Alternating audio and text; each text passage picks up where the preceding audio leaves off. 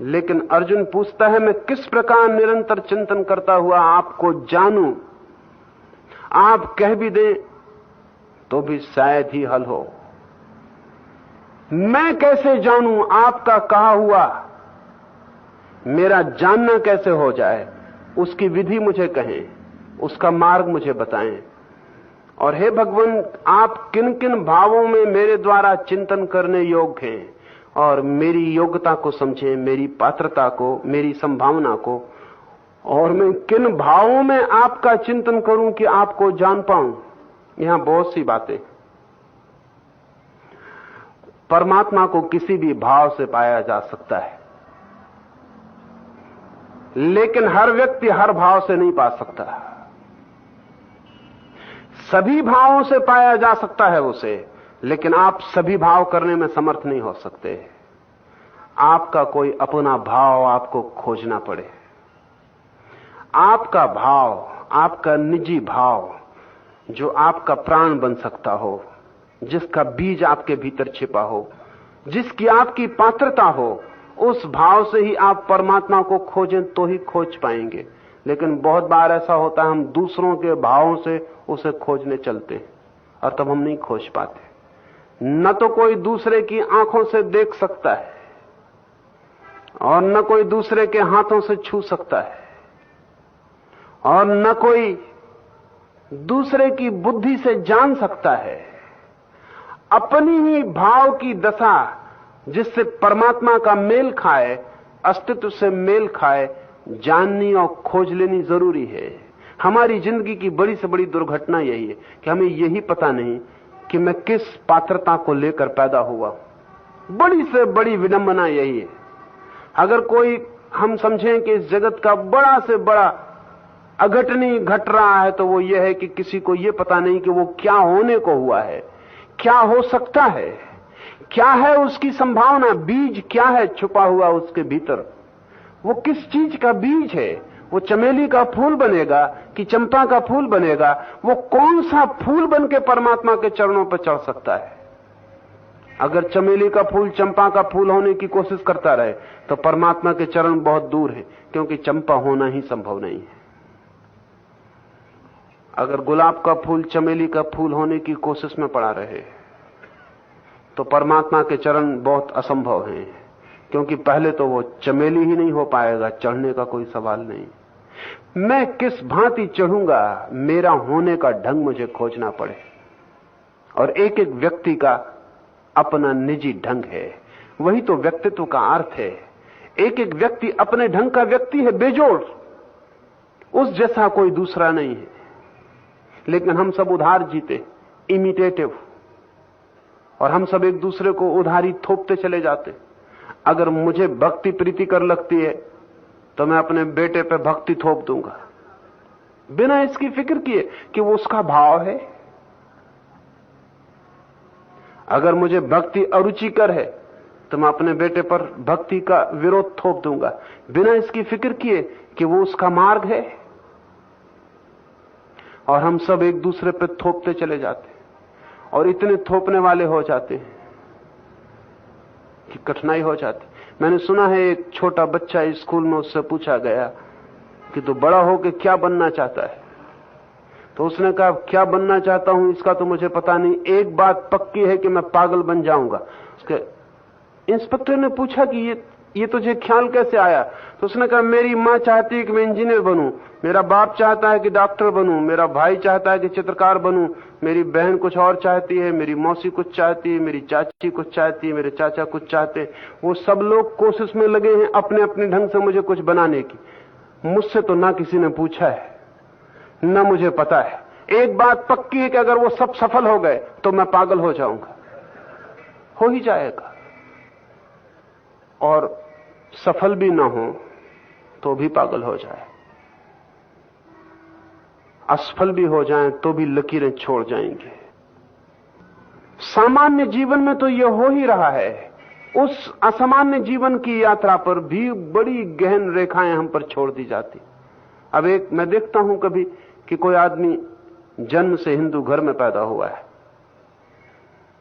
कोई आदमी जन्म से मुसलमान घर में पैदा हुआ है, लेकिन जन्म से धर्म का क्या संबंध? कोई भी संबंध नहीं। अगर एक आदमी जन्म से कम्युनिस्ट के घर में पैदा हुआ है तो कम्युनिस्ट होने की मजबूरी नहीं है। फिलहाल अभी तक तो नहीं है, आगे हो सकती कि तुम कम्युनिस्ट बाप के बेटे हो, कम्युनिस्ट ही तुम्हें होना पड़ेगा कि तुम्हारा खून कम्युनिस्ट का है। खून किसी का होता नहीं, न कम्युनिस्ट का होता, न हिंदू का होता, न मुसलमान का होता है। अभी तक कोई उपाय नहीं खोजा जा सका कि खून सामने आप रख दें और डॉक्टर बता दे कि हिंदू का है। हड्डी में भी अब तक पता नहीं चलता कि हड्डी हिंदू की है कि मुसलमान की। खोपड़ी की मज्जा को भी निकाल के जांच करो तो कोई पता नहीं चलता कि किसकी। बच्चे कोई धर्म, कोई विचार, कोई पंथ मत लेके पैदा नहीं होते। बच्चे संभावना लेके पैदा होते हैं कुछ होने की, लेकिन हम उनके ऊपर थोप देते हैं कुछ। एक आदमी मुसलमान के घर में पैदा हुआ है, ये हो सकता है इसके लिए कृष्ण का मंदिर भाव बन जाए, लेकिन इसको अड़चन आएगी, इसको अड़चन आएगी। मूर्ति के सामने ये नाच कैसे सकता है? एक मुसलमान ने मुझे आके कहा, तब मुझे ख्याल आया। उसने मुझे कहा कि मेरा तो मन होता है कि जैसे मीरा नाचती फिरी कृष्ण को लेकर, ऐसे मैं नाचता फिरूं, लेकिन मैं मुसलमान हूं और ये तो कुफ्र, ये तो बड़ी बुरी बात है, मूर्ति पूजा, और ये तो नहीं हो सकता, ये तो नहीं हो सकता। अब ये आदमी एक दुविधा में है। मैं ऐसे हिंदुओं को जानता हूं जिनके लिए मस्जिद मंदिर से बेहतर हो। मैं ऐसे ईसाइयों को जानता हूं जो कि कहीं और होते तो ठीक होता, लेकिन जन्म एक जकड़ बन जाता है और तब आप अपना भाव नहीं खोज पाते। आप अपना खोज ही नहीं पाते कि कौन सा द्वार है मेरा नैसर्गिक जहां से मैं परमात्मा को पा सकूं। हम सबको इसकी फिक्र नहीं है कि कोई परमात्मा को पाए। हिंदू को फिक्र है कि हिंदू के परमात्मा को पाना, मुसलमान को फिक्र है कि मुसलमान के परमात्मा को पाना।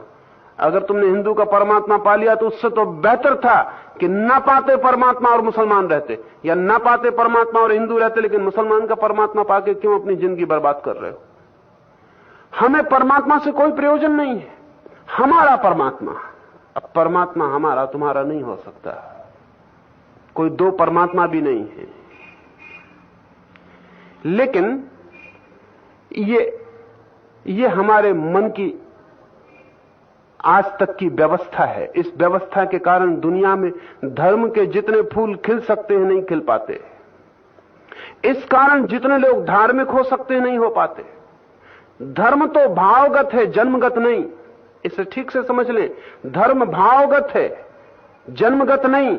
और जब कृष्ण ने कहा है कि स्वभाव ही धर्म है और स्वधर्म को छोड़कर दूसरे धर्म में जाना भयभीत करने वाला भयावह है, तो लोग समझते हैं कि इसका मतलब है कि हिंदू घर में पैदा हुए तो हिंदू रहना, मुसलमान घर में पैदा हुए तो मुसलमान रहना। नहीं, स्वधर्म का मतलब है अपना स्वभाव खोजना, अपना भाव खोजना जो तुम्हें परमात्मा से मिलाने में सहयोगी हो सके।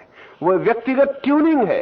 एक एक व्यक्ति को अपनी तरंग खोजनी पड़ती, अपनी वेवलेंथ खोजनी पड़ती कि मेरे हृदय की तरंग किस भांति परमात्मा की तरंग से जुड़ सकती। अर्जुन का यह पूछना बहुत मूल्यवान है कि हे योगेश्वर, मैं किस प्रकार निरंतर चिंतन करता हुआ आपको जानूं, और हे भगवान, आप किन किन भावों में मेरे द्वारा चिंतन करने योग्य हैं, मेरे द्वारा चिंतन करने योग्य हैं किन किन भावों में आपको खोजूं। कैसे ये मेरे लिए सरल होगा कि जो अभी मैं मानता हूं कल वो मेरा ज्ञान भी बन जाए, जिसे अभी मैंने बाहर से स्वीकार किया कल भीतर से भी अनुभव करूं, जिसकी अभी मैंने चर्चा ही सुनी कब होगा कि उसका स्वाद भी ले लूं। अभी जब मैं दूसरे की गवाही खोजता फिरता हूं, कब वो क्षण आएगा जब मैं भी गवाह हो जाऊं कि जो मैं कह रहा हूं उसका मैं ही गवाह हूं।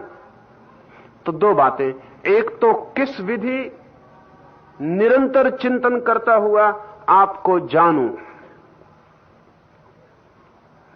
दो बातें पूछी हैं और दो ही विशेष हैं। किस विधि चिंतन करता हुआ, ये ज्ञान के लिए ज्ञान की जो विधियां हैं, और दूसरा वो पूछता है किस भाव से, वो भक्त की विधि है। ठीक अर्थों में जगत में दो ही विराट भेद हैं मनुष्यों के, मस्तिष्क केंद्रित और हृदय केंद्रित। दो ही प्रकार हैं, पुरुष और स्त्रीण। जब मैं कहता हूं पुरुष और स्त्रीण तो पुरुष और स्त्री से मतलब नहीं है, प्रतीकात्मक। स्त्रीण व्यक्तित्व को मैं कहता हूं जो हृदय केंद्रित है, वो चाहे पुरुष हो और चाहे स्त्री हो। और पुरुष उस व्यक्तित्व को कहता हूं जो मस्तिष्क केंद्रित हो, वो स्त्री हो चाहे पुरुष हो, इससे कोई फर्क नहीं पड़ता। इन दोनों के मार्ग बिल्कुल अलग हैं। अर्जुन को यह भी ख्याल में नहीं है, इसलिए मैं कहता हूं वो बहुत सरल है। उसे यह भी पता नहीं कि मैं बुद्धिवादी हूं, हृदयवादी हूं, कि मैं किस मार्ग से चलूं, भाव से या ज्ञान से। वो दोनों बातें पूछ लेता है कि किस भांति चिंतन करता हुआ आपको जानूं। अगर मेरा ये मार्ग हो कि विचार के द्वार से ही मैं आप तक पहुंचूं, तो किस भांति विचार करता हुआ पहुंचूं। या अगर भाव मेरा मार्ग हो तो मैं किस भाव के झरोखे से आपको झांकूं। ये दो विराट धाराएं हैं। इसके छोटे छोटे बहुत तरह के अंग हैं, लेकिन वे गौण हैं। महत्वपूर्ण यही है, अब तक जगत में जिन लोगों ने भी पाया है परम सत्य को, उन्होंने या तो विचार की आत्यंतिक गति से या भाव की। एक तरफ बुद्ध हैं, महावीर हैं, लाओत्से हैं, क्राइस्ट हैं। एक तरफ मीरा है, चैतन्य है, कबीर है, थेरेसा है, राबिया है। इस तरह के लोग हैं जिन्होंने भाव से पाया है। उनकी पूरी की पूरी व्यवस्था जीवन की साधना की अलग होगी, विपरीत होगी। जिन्होंने ज्ञान से पाया है उनकी बिल्कुल विपरीत होगी। विचार से जो चलेगा उसके लिए ध्यान आधार होगा। विचार से जो चलेगा उसे विचार को इतना शुद्ध करना है कि एक क्षण आए कि विचार शुद्ध होते होते होते होते तिरोहित हो जाए। जब भी कोई चीज शुद्ध होती है तो तिरोहित होने लगती है। जितनी शुद्ध होती है उतनी तिरोहित होने लगती है। जब कोई चीज पूर्ण शुद्ध हो जाती है तो वाष्पीभूत हो जाती। विचार इतना शुद्ध हो जाए कि विचार मात्र रह जाए, शब्द समाप्त हो जाएं, सिर्फ विचारना रह जाए, थॉट्स चले जाएं, सिर्फ थिंकिंग मौजूद रह जाए, विचारना की शक्ति रह जाए और विचार सब खो जाएं। आकाश रह जाए, बादल सब चले जाएं। बादल हैं विचारों की तरह, और जब सब बादल छट जाते हैं तो वो जो विचारक है भीतर आकाश की तरह वो शेष रह जाता है। विचार को शुद्ध करके, शांत करके, मौन करके, छीन करके विचारक अकेला रह जाए। उसको हम चाहे साक्षी का नाम दें, अवेयरनेस कहें, जागरूकता कहें, जो भी नाम दें, सिर्फ बोध मात्र रह जाए और विचार खो जाएं। बुद्ध इसी परंपरा के अग्रगण्य प्रतीक है। अर्जुन कहता है, अगर ऐसी कोई संभावना हो मेरी तो मैं कैसे चिंतन करूं, वो मुझे बताएं कि मैं आपको जान लूं। अगर ये ना हो तो मैं कैसे भाव करूं ताकि मैं आपको जान लूं। भाव, लीनता, विचार, ध्यान और भाव, लीनता, डूबना, विसर्जित होना, समर्पण, खो जाना।